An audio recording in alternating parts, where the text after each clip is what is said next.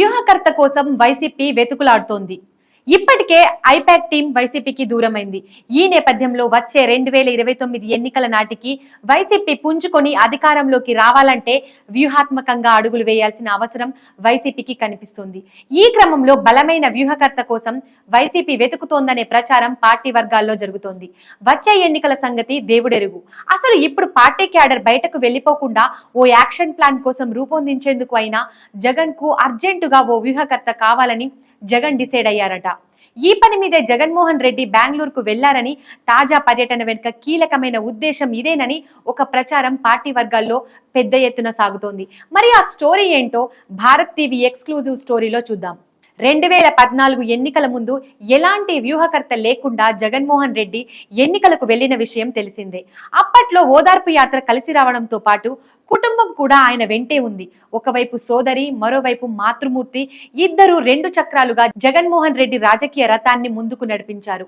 ఆ ఎన్నికల్లో జగన్ ఓడిపోయారు. ఇక 2019కు వచ్చేసరికి వారితో పాటు ప్రశాంత్ కిషోర్ ను రాజకీయ వ్యూహకర్తగా నిర్మించుకొని ఆ ఎన్నికల్లో తిరుగులేని విజయాన్ని జగన్మోహన్ రెడ్డి దక్కించుకున్నారు. ఇది 2019 ఎన్నికల్లో వైఎస్ఆర్ కాంగ్రెస్ పార్టీకి 151 స్థానాలు అందించడంతో పాటు 22 మంది ఎంపీలను కూడా దక్కేలా చేసింది.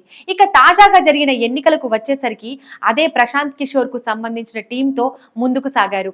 ఐపాక్ టీమ్ గా పేరు ఉన్న సంస్థ జగన్ కు బలమైన మద్దతు ఇచ్చింది. బస్సు యాత్రల నుండి బహిరంగ సభల వరకు కూడా పక్కా ప్రణాళికలతో ముందుకు సాగింది.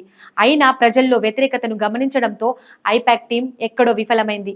ఇది ఊహించని పరిణామం. వాస్తవానికి చెప్పాలంటే దేశవ్యాప్తంగా, రాష్ట్రంలోనూ అనేక సర్వే సంస్థలు కూడా వైఎస్ఆర్ కాంగ్రెస్ పార్టీ ఎంత ఘోరంగా ఓడిపోతుందని అంచనా వేయలేకపోయాయి. అయితే జగన్ ఉద్దేశం ప్రకారం ఐపాక్ టీం అయినా దీనిని అంచనా వేసి ఉండాలి అని ఆయన భావిస్తున్నారు. కానీ అలా జరగలేదు. కాబట్టి ఫలితాలు వచ్చిన మరుసటి రోజే ఐపాక్ టీం వెళ్లిపోయేలా ఆయన ఆదేశించారు. వాళ్లకు ఇవ్వాల్సిన సొమ్మును మూట చెప్పి ఇక చాలని ఆయన చేతులు దులుపుకున్నారు.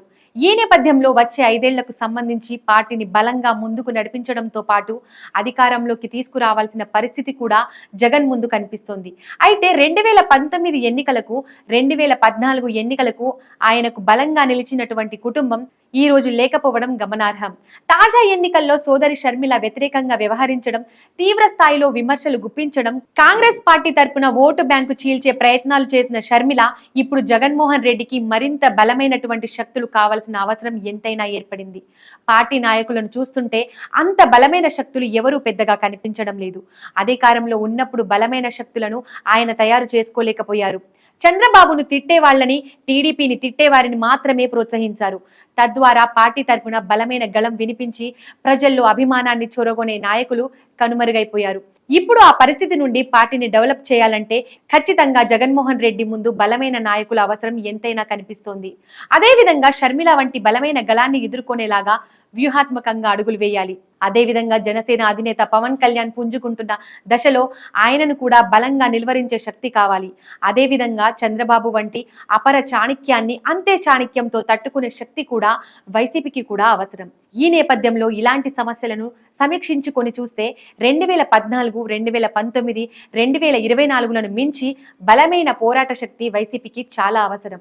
ఈ క్రమంలో ఆయన ఇతర పార్టీలను కలుపుకొని ముందుకు వెళ్తారా, లేదు ఈసారి కూడా ఒంటరిగానే పోటీ చేస్తారా అనేది ఎలా ఉన్నప్పటికీ ఇప్పుడు మాత్రం ఖచ్చితంగా బలమైన రాజకీయ వ్యూహకర్త పార్టీకి అవసరంగా మారింది. ఇదే విషయంపై కర్ణాటకలోని రాజకీయ నాయకులతో జగన్మోహన్ రెడ్డి చర్చించినట్లు తాజాగా తెలిసింది. ఈ విషయంలో ఆయన ఎలాంటి అడుగు వేస్తారు, ఎవరిని నియమించుకుంటారు అనేది చూడాలి.